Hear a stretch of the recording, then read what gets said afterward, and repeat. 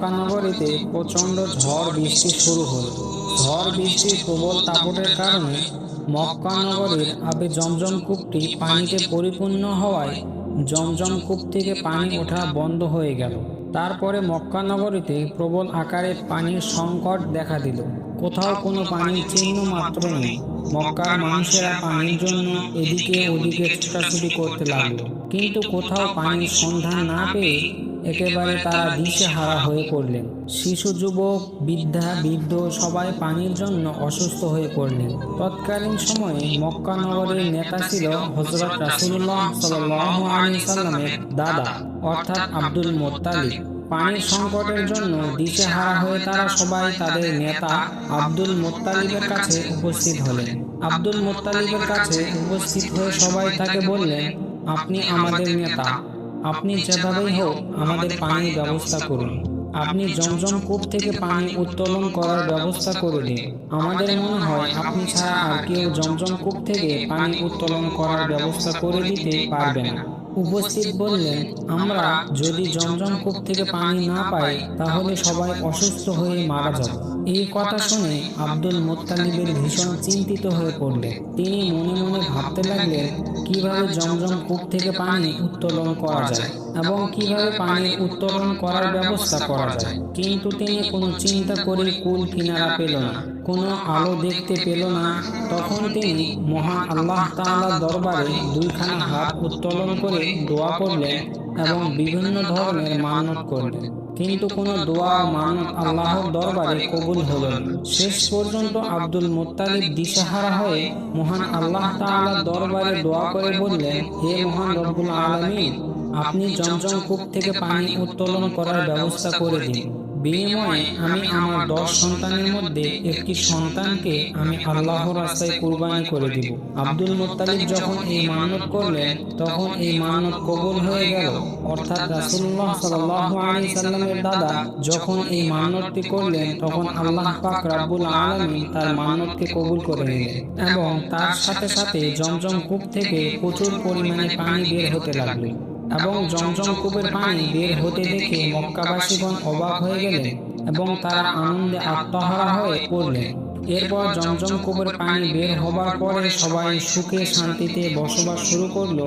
কিন্তু এইদিকে এই ঘটনার পরে রাসূলুল্লাহ সাল্লাল্লাহু আলাইহি সাল্লামের দাদা আব্দুল মুত্তালিবের এই মানতের কথা মনে ছিল না।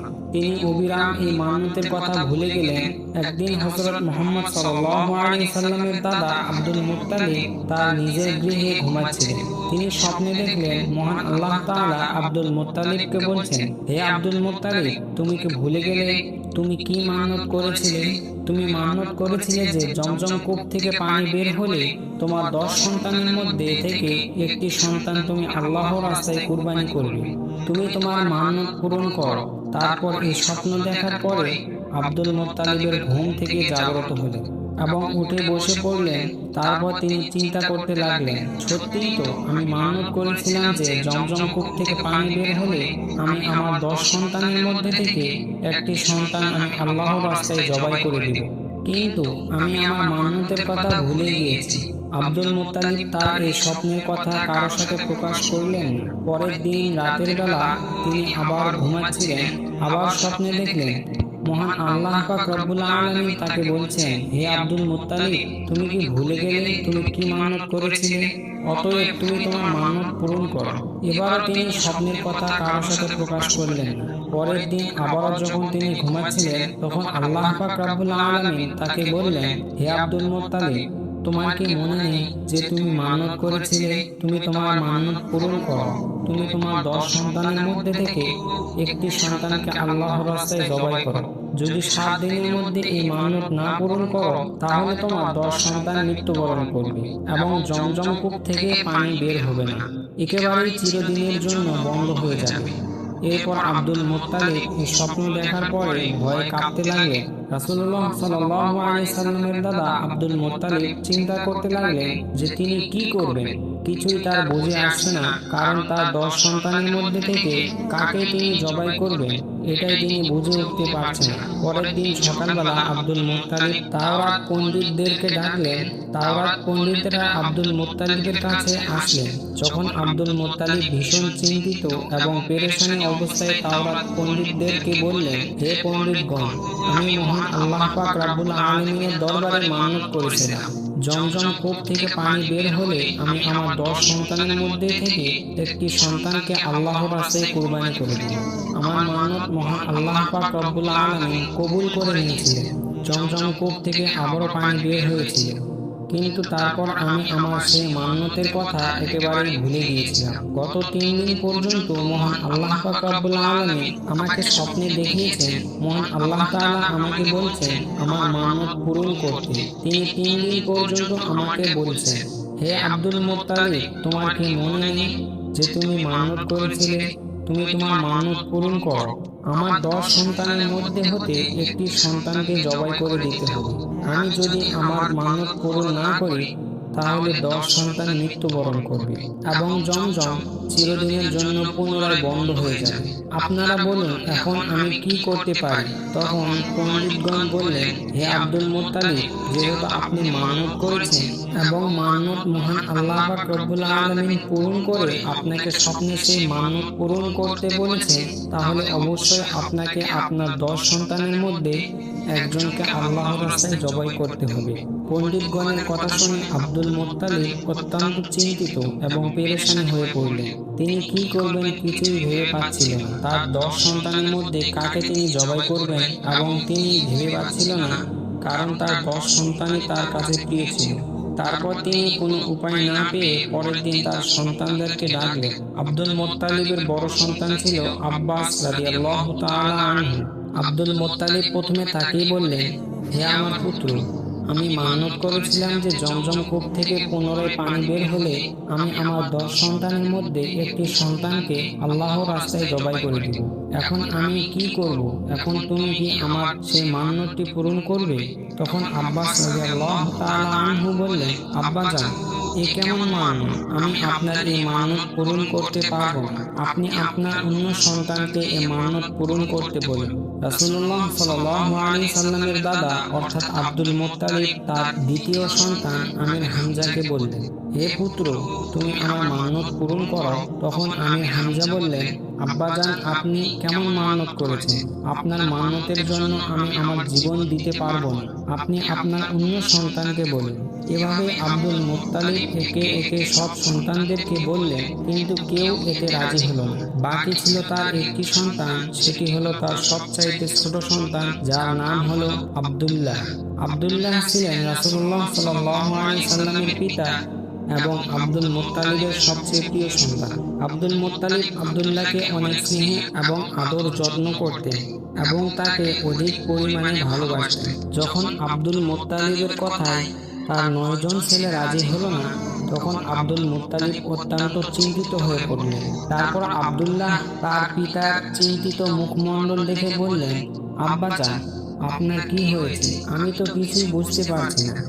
আপনি কি নিয়ে এত চিন্তা করছেন? তখন আব্দুল মুত্তালিব তার সবচাইতে ছোট পুত্র রাসূলুল্লাহ সাল্লাল্লাহু আলাইহি সাল্লামের পিতা আব্দুল্লাহকে বললেন, হে প্রিয় সন্তান আব্দুল্লাহ, আমি মানত করেছিলাম যে জমজম কূপ থেকে পুনরায় পানি বের হলে আমি আমার 10টি সন্তানের মধ্যে একটি সন্তানকে আল্লাহর রাস্তায় জবাই করে দিব। কিন্তু 10টি সন্তানের মধ্যে কেউ আমার এই মানত পূরণ করার জন্য রাজি হলো না এবং আল্লাহ পাক রব্বুল আলামিন বলেছেন, হে আব্দুল মুত্তালিব, তুমি যদি তোমার 10টি সন্তানের মধ্যে হতে একটি সন্তানকে আল্লাহর রাস্তায় জবাই না করো, তাহলে তোমার 10টি সন্তান মৃত্যুবরণ করবে এবং পবিত্র জমজম কূপের পানি পুনরায় বন্ধ হয়ে যাবে, এমনকি চিরদিনের জন্য সেই পানি ওঠা বন্ধ হয়ে যাবে। এখন আমি কি করব? তখন ছোট পুত্র আব্দুল্লাহ বলে, আব্বাজান, আপনি কোনো চিন্তা করবেন না। আব্বাজান, আমাকে আপনি আল্লাহর রাস্তায় জবাই করে আপনার মানত পূরণ করুন। আব্দুল মুত্তালিব তার ছোট পুত্র আব্দুল্লাহ কথাগুলো শুনে খুবই খুশি হলেন, কিন্তু অন্যদিকে অত্যন্ত দুঃখ পেলেন। তার কারণ ছিল আব্দুল মুত্তালিবের অত্যন্ত প্রিয় সন্তান ছিল তার ছোট পুত্র আব্দুল্লাহ। প্রিয় সন্তান হারানোর ব্যথা তার হৃদয়ে বইতে লাগলো। কিন্তু ছোট পুত্র আব্দুল্লাহকে জবাই করা ছাড়া আব্দুল মুত্তালিবের আর কোনো উপায় ছিল না। কারণ আব্দুল্লাহকে জবাই না করলে তার 10 সন্তানকে হারাতে হবে এবং পবিত্র জমজম কূপের পানি পুনরায় বন্ধ হয়ে যাবে। এ কারণে হয়তোবা সকল মক্কাবাসীগণ পানির অভাবে মৃত্যুবরণ করবে। তারপর আব্দুল মুত্তালিব তার ছোট পুত্র আব্দুল্লাহকে নিয়ে কাবার উদ্দেশ্যে রওনা হয়ে গেলেন। কিছুক্ষণ পর তারা কাবার চত্বরে উপস্থিত হলেন। সেখানে সকল মক্কাবাসীগণ উপস্থিত হলে এদিকে আব্দুল্লাহকে জবাই করার খবর পেয়ে মক্কার অন্যান্য নারী পুরুষ সবাই সেখানে উপস্থিত হলেন। সেখানে যে সকল নারীরা উপস্থিত ছিল তার মধ্যে একজন ছিলেন ওয়ারাকা বিন নওফেলের কন্যা মরিয়ম। ওয়ারাকা বিন নওফেল ছিলেন তৎকালীন তাওরাত কিতাবের পণ্ডিত। তার কন্যা ছিল মরিয়ম। মরিয়ম তাওরাত কিতাব খুবই পারদর্শী ছিলেন। তিনি জানতেন তাওরাত গ্রন্থে লেখা ছিল এ আব্দুল্লাহর ওরসে জন্ম নেবে আখেরি নবী মাহবুবে আলম আল্লাহর প্রিয় হাবিব হযরত মুহাম্মদ সাল্লাল্লাহু আলাইহি ওয়াসাল্লাম। তাই তিনি আব্দুল্লাহকে জবাই করতে মানা করলেন। কোনো মতে আব্দুল্লাহকে জবাই করতে দিতে চাইলেন না। তিনি আব্দুল মুত্তালিবকে বললেন আব্দুল্লাহকে কোনো মতেই জবাই করা যাবে না, কারণ তাওরাত কিতাবে লিখিত আছে এ আব্দুল্লাহর ওরসে জন্ম নেবে আখেরি নবী হযরত মুহাম্মদ সাল্লাল্লাহু আলাইহি ওয়াসাল্লাম। কারণ তাওরাত কিতাবে লিখিত আছে এ আব্দুল্লাহর ওরসে আখেরি নবী মুহাম্মদ সাল্লাল্লাহু আলাইহি ওয়াসাল্লাম পৃথিবীতে আগমন করবেন। তারপর রাসূলুল্লাহ সাল্লাল্লাহু আলাইহি ওয়াসাল্লামের দাদা আব্দুল মুত্তালিব মরিয়মকে বললেন আমি মানত করেছিলাম যে জমজম কূপ থেকে পানি পুনরায় উত্তোলন হলে আমি আমার 10 সন্তানের মধ্যে থেকে একটি সন্তানকে আল্লাহর রাস্তায় জবাই করে দিব। সেই অনুযায়ী এখন যদি 10 সন্তানের মধ্যে থেকে একটি সন্তান জবাই না করি তাহলে আমার 10 সন্তানকে মৃত্যুবরণ করতেই হবে এবং জমজম কূপ থেকে আবারও পানি ওঠা বন্ধ হয়ে যাবে। তখন মরিয়ম বললেন যাই হোক না কেন আব্দুল্লাহকে কোনো মতেই জবাই করা যাবে না। বিনিময়ে এই মক্কা নগরীতে রক্তর বন্যা বয়ে যাবে, তবুও আমরা আব্দুল্লাহকে জবাই করতে দিব না। মরিয়ম বললেন প্রয়োজনে একটি সন্তানকে জবাই করেন।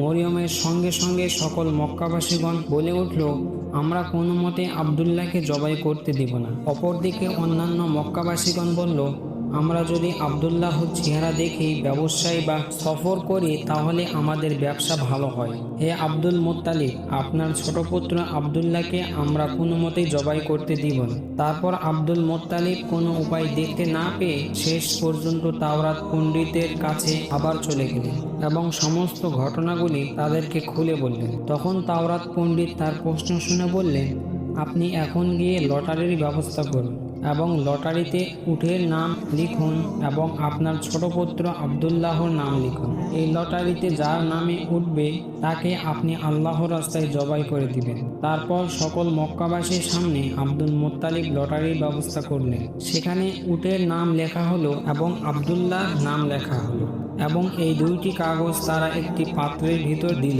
তখন পাত্রের ভিতর থেকে কাগজটি তুলল, দেখা গেল আব্দুল্লাহর নাম উঠল। এদিকে মক্কাবাসী কোনো মতে আব্দুল্লাহকে জবাই করতে দিবে না। আবারও লটারির ব্যবস্থা করা হলো এবং কাগজ তুলে দেখা গেল আবারও আব্দুল্লাহর নাম উঠল। এভাবেই লটারি করতে করতে 99 বার পাত্র থেকে লটারির মাধ্যমে কাগজটি তোলা হলো, কিন্তু প্রতিবারই আব্দুল্লাহর নাম উঠল। তারপর আব্দুল মুত্তালিব বললেন আর কোনো উপায় নেই, এবার আমার প্রিয় আব্দুল্লাহকে জবাই করতেই হবে। যেহেতু আমি মান্নত করেছিলাম তাই আমাকে মান্নত পূরণ করতেই হবে এবং মান্নত পূরণ করার জন্য আমাকে শেষ পর্যন্ত আমার প্রিয় পুত্র আব্দুল্লাহকে জবাই করতে হবে। আব্দুল মুত্তালিবের এই কথা শুনে তারপর তাওরাত পণ্ডিতের কন্যা মরিয়ম বললেন না, আব্দুল্লাহকে জবাই করা যাবে না। আপনি আবারও নতুন করে লটারির ব্যবস্থা করুন। যতক্ষণ পর্যন্ত উটের নাম না ওঠে ততক্ষণ পর্যন্ত আপনি লটারি চালিয়ে যাবেন। আবারও লটারির ব্যবস্থা করা হলো। একদম শেষ পর্যায়ে অর্থাৎ 100 বারের উপর এই লটারিতে উটের নাম উঠল। এবার সকল মক্কাবাসীগণ আনন্দে আত্মহারা হয়ে উঠল। অন্যান্য সকল খুশি হলো, কারণ তাদের প্রিয় আব্দুল্লাহকে আর জবাই করতে হবে না। এই ভেবে সবাই খুশিতে আত্মহারা হয়ে উঠল। তারপর আব্দুল মুত্তালিব অত্যন্ত খুশি হয়ে 100টি উট আল্লাহর রাস্তায় জবাই করে দিলেন। এদিকে আব্দুল্লাহ ধীরে ধীরে বড় হতে লাগলো। যখন তিনি বিবাহের উপযুক্ত হলো, তখন বহু জায়গা থেকে আব্দুল্লাহর জন্য বিবাহের সম্বন্ধ আসতে লাগলো।